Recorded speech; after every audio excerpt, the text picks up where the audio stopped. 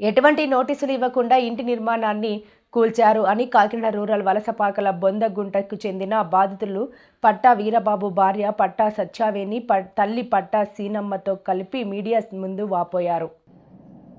ఇక వివరాల్లోకి వెళ్తే కాకినాడ రూరల్ మండలం వలసపాకల విఎస్ లక్ష్మీ కాలేజ్ వెనుక బొందగుంట రోడ్డులో గల 60 గజాల భూమిని సుమారు 8 లక్షల రూపాయలతో కొనుగోలు చేసి రిజిస్ట్రేషన్ చేయించడం జరిగింది. అయితే ఇంటి నిర్మాణం చేసుకుందామని మున్సిపల్ అధికారుల దగ్గరికి ప్లాన్ అప్రూవల్కి వెళ్తే ఇవ్వమని చెప్పడం జరిగింది. దీంతో అద్దెలు కట్టుకోలేక ఇబ్బంది పడుతున్న మాకు ఇంటి నిర్మాణం చేద్దామని అనుకుని నిర్మించుకుంటే ఎటువంటి అనుమతులు లేవంటూ నోటీసులు కూడా ఇవ్వకుండా ఇంటి నిర్మాణాన్ని జేసీబీతో మున్సిపల్ సిబ్బంది కొల్లగొట్టారని వాపోయారు. ప్లాన్ అడిగితే ఇవ్వడం లేదన్నారు. కూలగొట్టిన ఇసుక మెటీరియల్ కూడా ట్రాక్టర్లో వేసుకుని తీసుకువెళ్లిపోయారని మీడియాకు తెలిపారు. గతంలో కూడా ఇలాగే చేశారని, రాజకీయంగా కూడా మాపై కక్ష సాధింపు చర్యలు చేపట్టారని అన్నారు. అయితే రోడ్డు వస్తాదని అధికారులు చెబుతున్నారని, రోడ్డు కూడా వేయడం క్యాన్సల్ అయిపోయిందని తెలిపారు. అదేవిధంగా స్థలానికి మున్సిపల్ ఆఫీస్లో పన్ను కూడా కడుతున్నామని అన్నారు. నాది బొందగుంట. మేము అద్దెకొచ్చాం సార్. ఇక్కడ అద్దెకొచ్చి రీసెంట్గా సైట్ కొనుక్కున్నామండి. 60 గజాలు కొనుక్కున్న తర్వాత బేస్మెంట్ వేసుకున్నాం, ఇల్లు కట్టుకుందామని. కట్టుకున్న తర్వాత మున్సిపాలిటీ వాళ్ళు వచ్చి బేస్మెంట్ అయిన తర్వాత స్తంభాలు వేసిన తర్వాత మున్సిపాలిటీ వాళ్ళు వచ్చి నోటీస్ ఇవ్వకుండా మాకు ఇది పడగొడేశారు సార్. ఎందుకు పడగొడేశారు అని అడిగితే ఇది రోడ్డు వస్తుంది అన్నారు సార్. అంటే రోడ్డు ఎక్కడి నుంచే వస్తుందా, ఆ విఎస్ లక్ష్మి బ్యాక్ సైడ్ నుంచి వస్తుందా అని అడిగాం సార్. ఇది ఎక్కడి నుంచే వస్తుంది అని వాళ్ళు మా మీద ఇలాగా అధికారపూర్వకంగా ఇచ్చేస్తున్నారు సార్. మా మీద మాకు మీరే న్యాయం చేయాలి సార్. సార్ రిజిస్ట్రేషన్ అయ్యింది, 60 గజాలకి ప్లాన్ కూడా ఇస్తలేదు సార్. ఆఫీస్కి వెళ్ళాం, సచివాలయం 2కి వెళ్ళాం, ప్లాన్ అప్రూవల్ ఇవ్వనన్నారు సార్ 60 గజాలకి. దానికోసం ప్లాన్ అప్రూవల్ లేదని పడగొట్టేసాను అంటున్నారు సార్. మళ్ళీ వచ్చి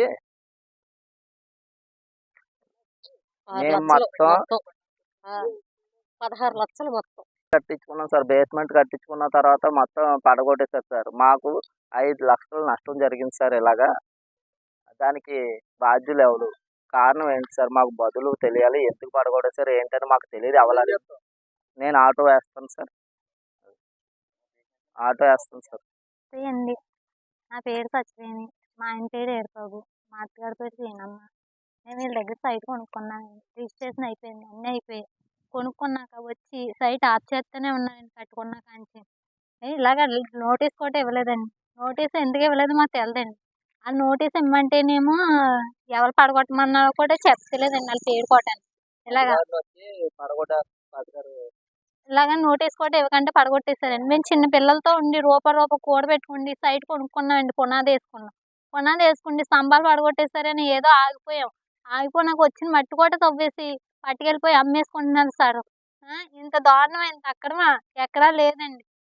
పడగొట్టిన వాళ్ళు అన్నా సరే పట్టుకెళ్ళిపోవాలి కదా. వాళ్ళ పేరు ఏంటి, వాళ్ళ అడ్రస్ ఏంటో చెప్పాలి కదా మాకన్నాని. చెప్పలేదు, ఏం చెప్తలేదండి. మమ్మల్ని ఇంత ఇలాగే ఏడిపిస్తున్నారు. ఇక్కడ చిన్న పిల్లలు తట్టుకోండి. మేము చచ్చిపోమంటారు, ఏం చేయమంటున్నారండి? ఇంత అక్రమా? మా ఆయన ఏమో ఆటో నడుపుతాడండి. రూపాయి కూడబెట్టుకోండి చేసుకోండి సంసారం చేస్తున్నాడండి. ఎక్కడి నుంచి తెస్తాడండి? ఒకడు ఇంటికాడ ఉంటానండి, ఇంట్లోనే ఉంటాను, ఏ పని చేయను. ఒక్కడి కష్ట జీవితం మీద బతకాలండి మేము. ఈ మా అత్తగాడండి రూపాయి కూడబెట్టి మాకే పెడతదండి. ఎవరిని చూడదు, మమ్మల్ని చూస్తుంది. మా వెనకాతలు ఎవరు ఉన్నారంటే ఈ మా ఇద్దరు తర్వాత ఈవిడే నిలబడ్డదండి.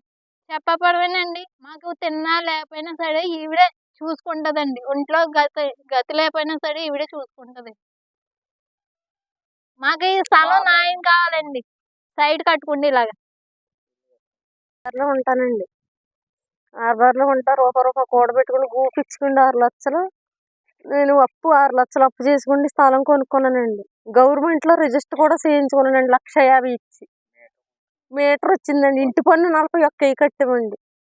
41,000 కట్టామండి. అలా రూపాయి అప్పు చేసుకుని కట్టుకుంటే స్తంభాల దాకా లేపామండి. లేపినప్పటికీ క్రేన్ తెచ్చి తెల్లవారుజాముని మాకు తెలియకుండా పడగొట్టేశారండి. పడగొట్టేస్తే ఎవరో ఫోన్ చేస్తే గమ్మున లెగిసి వచ్చి చూసినప్పటికీ పడగొట్టేస్తున్నారండి. ఎవరికో ఫోన్ చేస్తే ఆఫ్ చేశారండి.